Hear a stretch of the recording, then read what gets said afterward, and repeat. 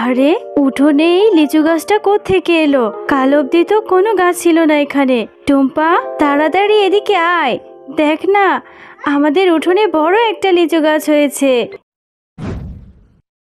টুম্পা, আমি বাঘিনী মামির বাড়িতে কাজ করতে যাব, তুই কিন্তু কোথাও যাস নে, বাড়িতেই থাক, আমি তাড়াতাড়ি ফিরে আসব।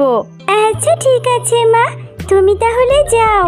আর তুমি বাড়িতে ফেরার সময় আমার জন্য লিচু নিয়ে আসবে। নতুন নতুন লিচু উঠেছে, আমার যে লিচু অনেক পছন্দ। না রে মা, আমি তোকে লিচু কি করে কিনে দেব? এখনো যে মাস শেষ হয়নি, মাস শেষ হলে যখন টাকা পাবো তখন তোকে লিচু কিনে দেব।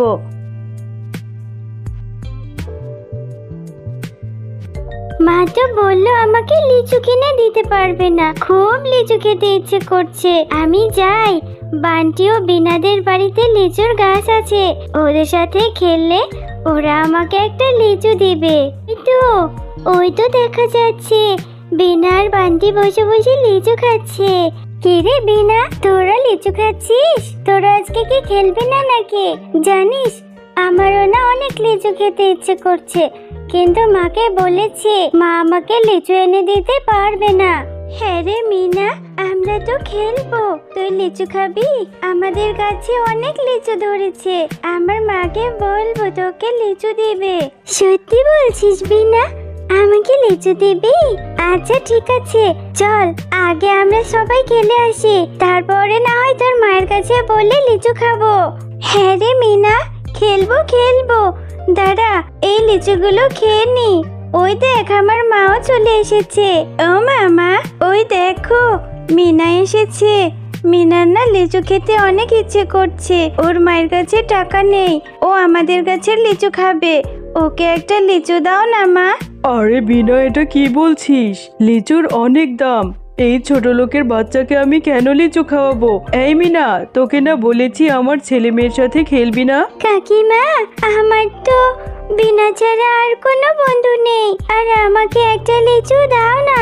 তোমাদের কাছে তো কত লিচু, আমাকে একটা লিচু দাও, আমি তোমাকে লিচুর টাকা দিয়ে দেব আমার মায়ের যখন টাকা হবে। আরে এত কথা বাড়াচ্ছিস কেন? তোকে এখান থেকে চলে যেতে বলেছি, এক্ষুনি চলে যা, একটাও লিচু দেব না। এই লিচুগুলো বাজারে বিক্রি করব, তোদের মতো ভিখারিদেরকে ফ্রিতে আর কত দেব? আচ্ছা ঠিক আছে কাকিমা, তুমি আমাকে আর বকো না, আমি এক্ষুনি চলে যাচ্ছি, আমি লিচু খাবো না। এরপর মিনা রাস্তা দিয়ে হাঁটতে হাঁটতে পথে এক ভিখারি বুড়ির সাথে দেখা হয়ে যায়। ও দিদি ভাই, এত মনটা খারাপ করে কোথায় যাচ্ছ তুমি?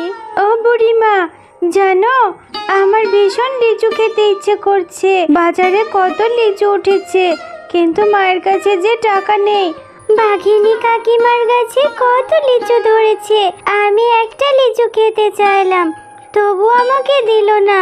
কিন্তু বুড়িমা, তুমি এখানে কেন বসে আছো?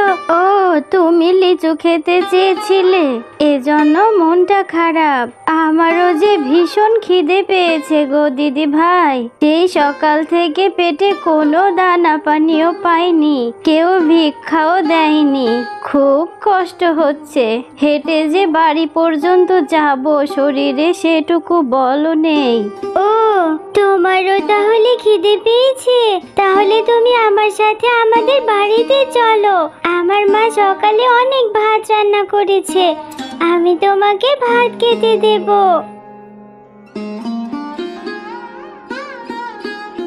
দিদি ভাই, তোমার মা কোথায় গেছে? তোমার মাকে যে দেখছি না, তুমি বাচ্চা মানুষ, আমাকে খেতে দিলে তোমার মা তোমাকে বকবে যে।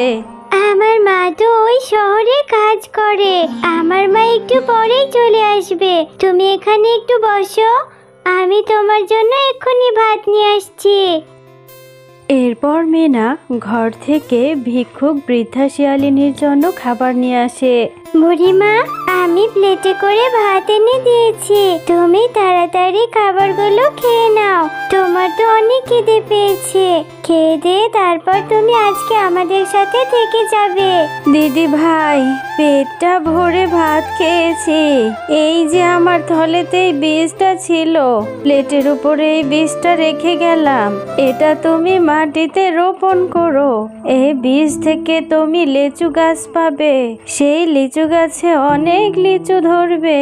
বুড়িমা, তুমি আমাকে লিচুর বীজ দিলে, কিন্তু এই লিচুর বীজ থেকে তো লিচু গাছ হতে অনেক সময় লাগবে। এখন আমার লিচু খেতে ইচ্ছে করছে, সেই কত পরে লিচু হবে, তখন তো আমার খেতে ইচ্ছে করবে না। না গো দিদি ভাই, এই বীজ থেকে অনেক সময় লাগবে না। এই বীজ থেকে যে গাছ হবে, কালকেই তুমি লিচু খেতে পারবে। এবার আমি আসি দিদি ভাই। এরপর মিনা ভিক্ষুক বুড়িমায়ের দেওয়া বীজটি তাদের উঠোনে পুঁতে রাখে। এই মিনা, সেই কখন থেকে বসে বসে কি যে ভেবে চলেছিস? কখন ঘুমোবি? অনেক রাত হয়েছে তো, ঘুমোতে যা এখনই। মা, আমার তো ঘুমই আসছে না, মনে হচ্ছে কখন সকাল হবে। জানো মা, আজকে একটা বুড়িমা আমাকে লিচুর বীজ দিয়েছে, বলেছে কালকেই সেই বীজ থেকে গাছ হবে, আর সেই গাছে অনেক লিচু হবে। এই মেয়েটাকে নিয়ে আর আমি পারি না। কোন ভিক্ষুক এসে তোকে কিসের বীজ দিয়ে গেল, আর সেটা থেকে নাকি কালকেই লিচু ধরবে। তাড়াতাড়ি ঘুমোতো, আর বকবক করিস না, অনেক রাত হয়েছে। রাতের মধ্যেই সেই জাদুর বীজ থেকে বড় একটি লিচুর গাছ হয়।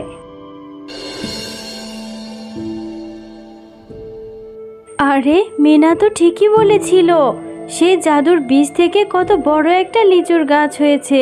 মিনা, আর এই মিনা, তাড়াতাড়ি বেরিয়ে আয়। দেখ না, সেই বীজ থেকে কত বড় একটা জাদুর লিচুর গাছ হয়েছে। ও মা, দেখলে তো, কালকে তোমাকে বলেছিলাম সেই ভিক্ষুক বুড়িমায়ের জাদুর লিচুর বীজ থেকে বড় লিচু গাছ হয়েছে। আমি এখন থেকে অনেক লিচু খেতে পারবো। একটা লিচু পেড়ে দাও না মা। হ্যাঁ রে মা, এখন থেকে তুই প্রতিদিন অনেক লিচু খেতে পারবি। এক্ষুনি তোকে লিচু পেড়ে দিচ্ছি। এরপর মিনা গাছ থেকে লিচু পাড়তে থাকে, আর লিচু পেড়ে সে মনে অনেক আনন্দ নিয়ে লিচুগুলো থেকে একটা লিচু খেতে থাকে। এমন সময় মিনা লিচুটি খেতেই দেখে লিচুর মধ্যে বীজের বদলে হিরে।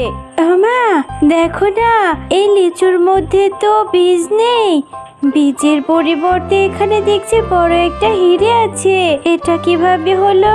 আরে বিনা, সত্যি তো, এই লিচুর মধ্যে বীজের পরিবর্তে দেখছি হিরে।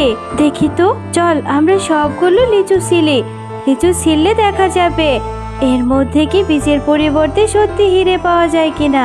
মা, দেখলে তো, এই লিচুগুলোর মধ্যে বীজ নেই, বীজের পরিবর্তে দেখছি হিরে। তাহলে ওই ভিক্ষুক বুড়িমা আমাদেরকে জাদু লিচু গাছ দিয়েছে। এত হিরে এখন আমরা কি করব মা? হ্যাঁ রে মিনা, আমিও সেটাই ভাবছি। এত হিরে দিয়ে আমরা কি করব? আমাদের এই গ্রামে কত অভাবী দরিদ্র পশু আছে, তাদেরকে আমরা এই লিচুগুলো দিব, আর তারা লিচু খেয়ে যেই হিরেগুলো পাবে সেগুলো দিয়ে তাদের অভাব দূর হয়ে যাবে। যা, তুই সবাইকে এই লিচুগুলো দিয়া। এরপর মিনা ও তার মা তাদের গ্রামের দরিদ্র পশুদেরকে সেই লিচুগুলো দিয়ে দেয়, আর এভাবে সবাইকে তারা সাহায্য করে মা ও মেয়ে অনেক ভালোভাবে দিন কাটতে থাকে। তাদের সেই জাদুর লিচু পেয়ে গ্রামের সবাই অনেক সুখে থাকে।